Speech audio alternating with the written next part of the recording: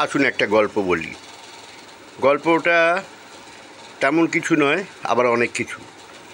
মানে ধূমপান স্বাস্থ্যের পক্ষে ক্ষতিকর, এটা আমরা সকলেই জানি। তা আমার রেখে দেয়া আপন বিড়ি আমাদের সন্দেশ আপন করে নিয়ে সেই বিড়ি এক একটা করে খেয়েছে আর সর্বনাশ করেছে। এই সেই আপন বিড়ির প্যাকেট, আর এই ছড়িয়ে আছে বিড়ি।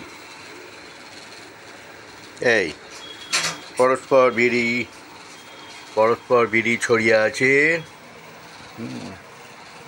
এর একটা মানেও আছে। মানেটা হচ্ছে যে দাদু বিড়ি খায়,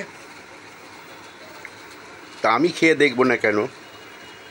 আর এই খাওয়াতেই হয়েছে বিপত্তি। বিড়ি খেয়ে মনের সুখে সন্দেশ এখন ঘুমোচ্ছে। কিন্তু কেন এই প্রশ্নটা আপনাদের কাছে ছুড়ে দিই। আপনারাই বলুন, কেন?